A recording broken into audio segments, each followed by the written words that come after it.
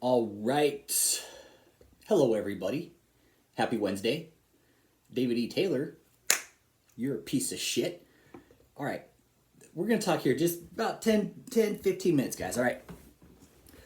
And this is going to have to do with Nelly's house, okay? The address listed at 17329 Hidden Valley Drive, which is in Wildwood, Missouri, okay? Now, if anybody's been paying attention to the weather up in Wildwood, Missouri, last 72 hours, well, they got a shit ton of fucking water up there, okay? Excuse me. Now, why is this relevant to you, David and Joseph, and your fucking whole money laundering, human trafficking, fucking sex cult you got running there all over the fucking place that nobody's doing shit about? This is relevant to you, David, because, first of all, Nelly's house has a flat roof, okay? My advice to you, David, is get your ass up there, okay? You need to go check on your fucking house, dude. All right? Because that house has a flat roof. That area up there, the weather, dude, they got, 7 inches of rain in a 24-hour period. 7 to 8 inches. 8.5 inches in some areas.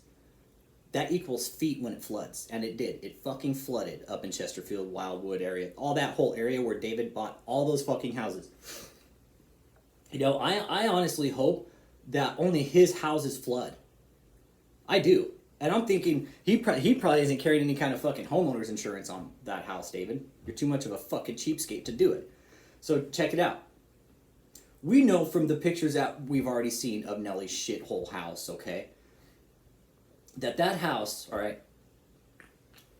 David, this is facts, okay? Listen up here, dude. Pay close attention, David. This is facts here, buddy. So that house, David, it's going to take about $2 million to fix up, okay? This whole group, all right, David, there's contractors in this group, dude, have looked at the house and said, holy shit. All right? That's what they said. Holy shit. Who would buy this fucking house? Somebody like David. Only reason David bought it is because of the notoriety of it, because Nelly used to own it. David probably sitting back in his fucking, in one of his mansions, hey, we should buy Nelly's house. It's such a good deal. Look, it's Nelly's house. That's just a great idea. Michelle, what do you think? We should buy Nelly's house. Let's buy it. I could see David sitting back saying, hey, we should do that. Let's buy Nelly. That'll bring us more people because we bought Nelly's house. No, it's just all notoriety. He wants that as a flashy property to probably tell women, oh, look, we bought Nelly's house. Right? So they'd be like, oh, this guy's a fucking baller. He bought a fucking a rap star's house, right? But check this out, David. All right?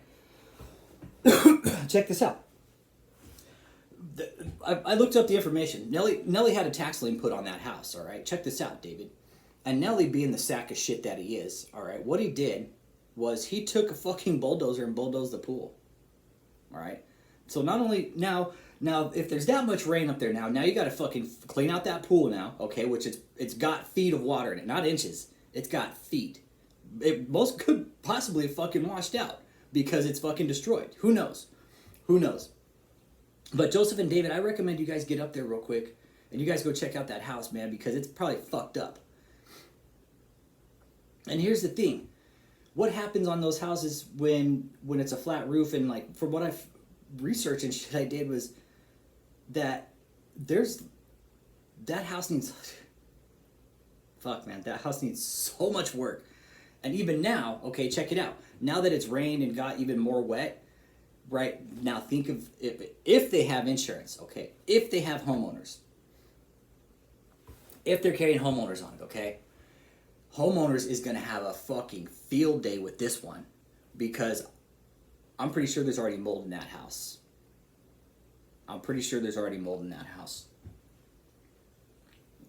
If there wasn't, there for sure is going to be now because it's summertime. Just got a lot of rain. Mold grows in damp, warm conditions. So it's only going to get worse for them if there is mold. All right. And on a house like that, I mean, you guys, mold damage alone on a house is just, it's not good. We all know that. You're a homeowner, what's the worst thing that can happen to your house? Mold, right? Because it's so hard to mitigate. It goes fucking everywhere. And David, you have 5 of these homes, dude. All in areas where mold is fucking prevalent. It's real prevalent. So you got mold, no doubt, growing in all these fucking houses. Really. I'm for sure you have to. So whenever it comes time for David to sell these houses, right? It's going to be very hard because first he's going to have to mitigate all the mold. Okay, get all the mold out.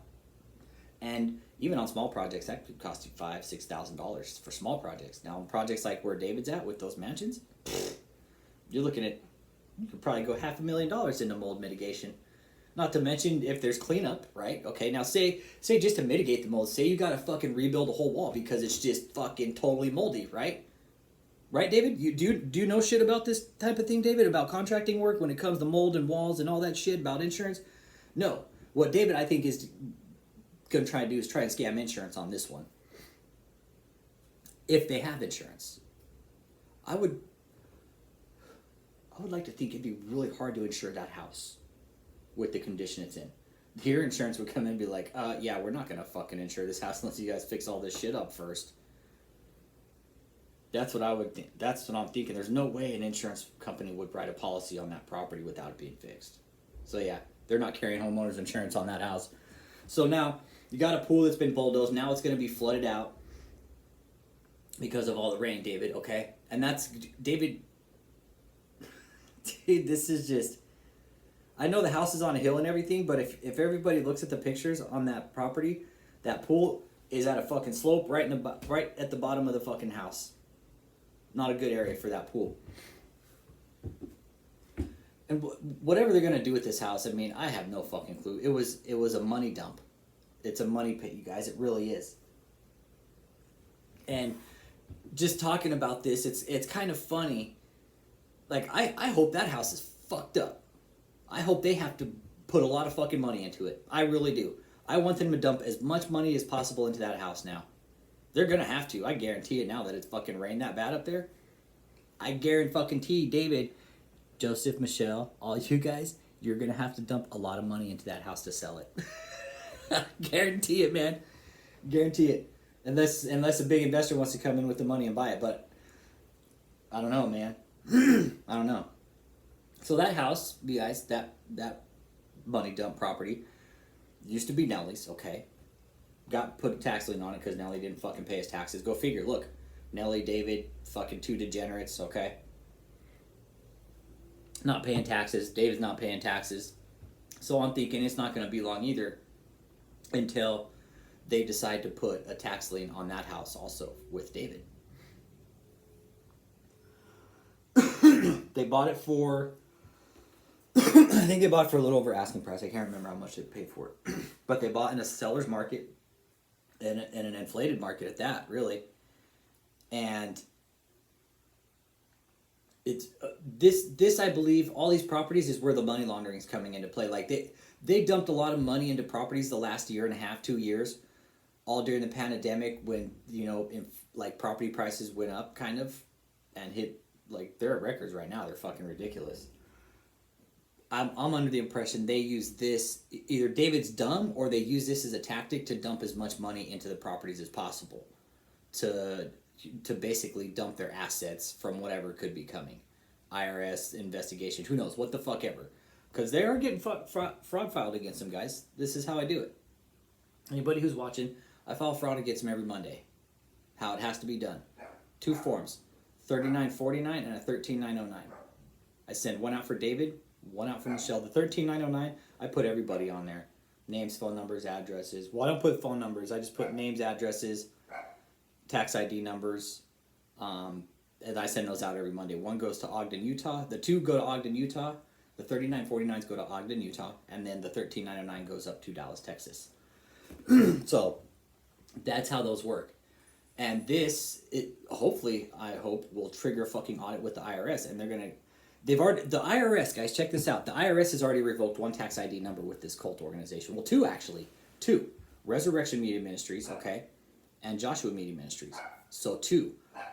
I would like to think this would give the IRS every fucking reason to go ahead and start auditing the fuck out of these people, because that would be a red flag if I was sitting at the IRS like, hey, why does this guy have so many tax ID numbers?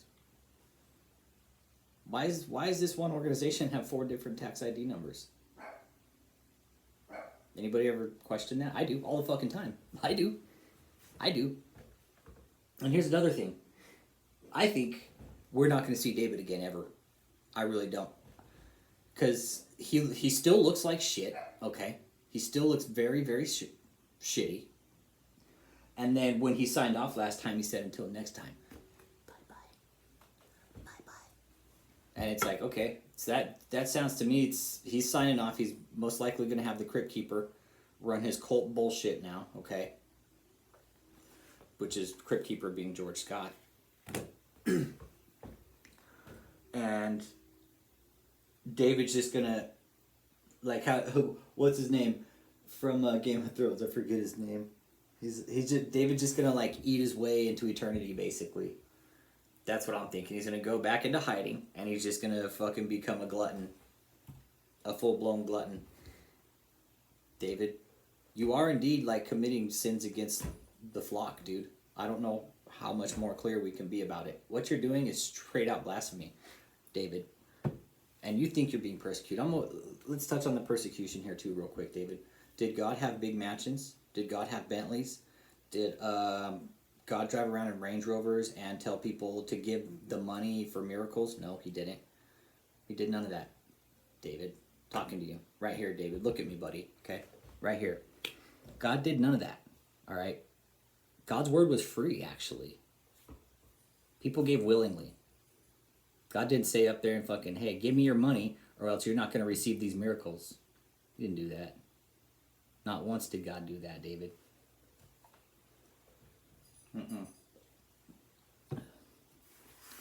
God was a carpenter too. I've never seen you once work with your hands. I'd like to see you fucking build a chair or something. If you're so fucking Moses and godlike and you and God are homeboys, let's see you build some shit, dude. Build a fucking mansion. Build your own house with your own hands. How about that? Okay? Let's see you really do some real labor. So your persecution you're facing here, David, is nothing compared to... almost in China, David? Telling you, man.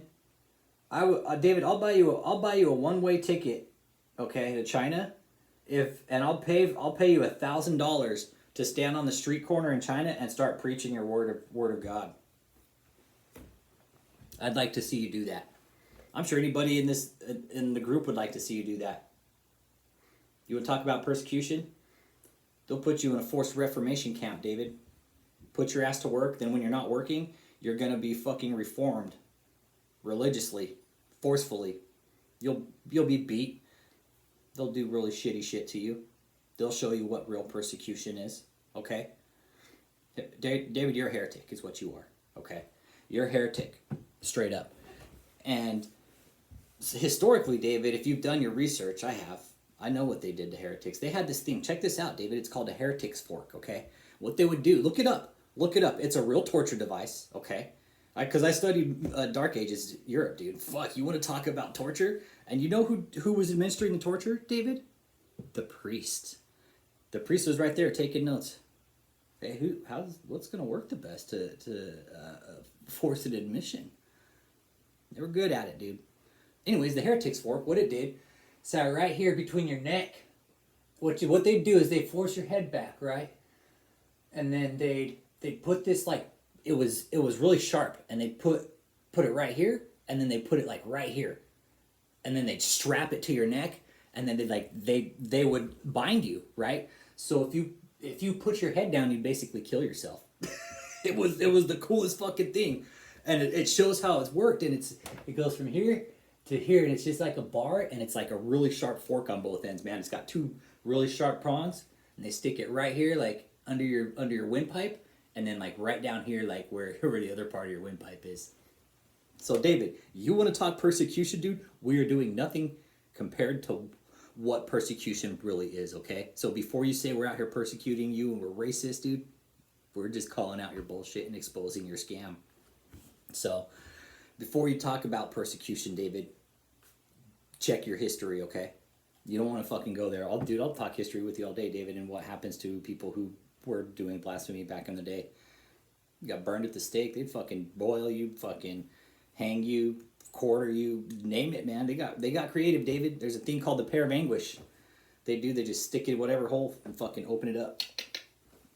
That was about a pear shape, was about a small unripe, like a small size pear, and it had like gears and mechanisms on it, and they would just open it up and it would spread out. So, thought persecution, David. We're just here to expose your lying scam, which it is. Anybody who thinks David is a church, okay? And I wanted to say shout out to Sling and Stone. Thanks for giving. Thanks, man. I saw your video. And I was reading the comments too, and it's almost better that some people don't know who the fuck this clown is, man, because this has gone beyond Jim Jones, in my opinion. It really has. This cult mentality of what this guy is doing has gone way beyond fucking Jim Jones. He might not have that big of a following as Jim Jones, but the tactics, the mentality, the manipulation, everything, everything that's going on with this cult, guys, has gone way beyond Jim Jones, in my opinion. It really has. This guy's out of fucking control. This guy's out of fucking control. The Christian community wants nothing to do with him. He couldn't even make it out for his own fucking birthday. Okay? He put... Those were recorded videos, by the way, too, guys. Okay? Those were recorded videos. Those weren't live videos. David's too fucking sick. And if anybody watched that first video that came out, they had to give him a list to read from so he wouldn't go off script, because they're probably fucking scared, like, hey, we need to keep him in line. Like, we can't let him go off script, okay? That's... attention to detail. When you look at those little bits and pieces there, you guys, David's sick, okay? He's possibly on the run now, okay, with all the shit that's going on. All the mansions, all the everything, guys. This has just gone way beyond. For this to be going on this long, 30 fucking years, I'm starting to think, okay, is he getting backing from the government now at this point? Could he be? But I don't think so. I don't think so. No other churches want anything to do with him. Nobody wants anything to do with this guy. It's like beyond Jim Jones, borderline satanic. It really is. You look at the fucking guy and he looks possessed, man. He looks fucking possessed. We know, our group knows, all right, that guy was doing fucking drugs last year. He doesn't look like it this year. Looks like the doctor told him to fucking chill the fuck out on the uppers, and maybe he's taking downers now. That's my opinion. Because there's no more lip chewing. He's not gnawing on his fucking lip like he was in the deposition, where he's like the whole fucking time. Okay, so he's not doing that. The blinking is still going on. And okay, here's something I want to point out too. The blinking, me and my boy Bill Cosby ASMR, Michelangelo Aquino did the same shit. Okay, he was into like psyops and shit. Okay, and if you're military, you know what psyops are, psychological operations. I was talking to Bill Cosby ASMR the other night, and it all kind of clicked that the blinking that Michael Aquino does and that David does is kind of the same. Maybe not. David is a little more like, but Michael Aquino, kind of they kind of mirror each other, guys, and it hit me the other night, and I just want to put that out there. That there's kind of eerie similarities to Michael Aquino now and David E. Taylor. Okay, if you know who Michael Aquino is, he was a high-ranking military official who was also a high-ranking official in the satanic cult. Okay. He ended up committing suicide. Michael Aquino shot himself. But again, psychological operations is what David is also into here, okay? Definitely. There's definitely a psychological operation to this cult. Big time. If anybody listened to the interview, I highly recommend that you do. I know it's long. It's a 2-hour interview. About an hour and a half. Hour and a half, give or take. But it's very good. It's very good. It really gives you an idea of why people follow. You know, and this guy's the guy that gave the interview the other night. Big shout out to you, man. Again, Tom, thank you. You did an amazing job. Thank you for the bravery. Thank you for telling it to the world, dude. The world's going to hear your interview, man, and people are going to start to wake up because of people like you. So kudos to you, Tom. Thank you. Thank you, thank you, thank you, thank you, thank you. What you did was very brave, man. What you did was brave. They can't touch you. So the more people that come out and start talking about this, the better. Really. And again, back to the original, it's almost better, Sling and Stone, that some people don't know this guy. It really is, dude, because it's such a deep fucking rabbit hole. Dude, we're talking human trafficking now. international money laundering, dude. White collar crimes, dude. It's huge. It's not anybody that's listening. It goes beyond the deposition. This is way beyond fucking religion or Christianity. This is not Christianity anymore. Okay, this is a full blown. It's beyond dangerous. It's critical, really. At this point, this cult, what's going on? Okay, there's some stuff some of me and the other members talk about offline that I haven't addressed because we don't want to. We're afraid for people. That's what we're sitting here. We're like, okay, fuck. What do we do? And there's nothing we can do. We have to sit and let this play out. It's almost the government's gonna wait for something bad to happen to do anything, and that's the shit part about it. I would like to think that I put the text messages on the channel. Okay, there's text messages on my community page saying that basically they were ready for tanks and missiles and shit, and they wanted CNN to be there. Like, they were wanting another Waco, legit. The text messages are there. They're from Michelle. So when I see shit like that, it makes me question, like, okay, what are they really wanting out of this? Sounds like they're wanting some kind of notoriety to be the next fucking David Koresh, next Jim Jones type cult kind of thing. Just my opinion, guys. But given the pattern of behavior we're seeing here, it's situation critical at this point, really. You guys got any questions, comments, concerns? Leave them below. Sorry I went over. I was going to do 15 minutes today, but it really was about the house. David, you need to go up and check the house up in Chesterfield, up in Wildwood, Nelly's house, okay? Go check that house. You're probably going to need to check the Tim Page house, okay? They're all right there in the same area. All those houses are all stone throw away of each other. You got Wildwood, Chesterfield, they're like neighbors of each other. So, and they just got a shit ton of rain, guys. So, I find it funny, all right, David, you being this great man of God, I hope your house is fucked up, dude. I do. And I don't wish that shit on anybody, but given all the shit you've been doing, dude, you know, and talking to my boy Bill Cosby ASMR, this is a good, I've never met the guy, but I've talked to him with FaceTime, you know, I know the guy well, and, you know, we're sitting on the phone talking, and we're not trying to say what God's master plan is, but we're thinking that God's had enough of your bullshit, man. That's what we're thinking. God's had enough of your shit. And these are just little signs to us showing that he is indeed watching over us and not you.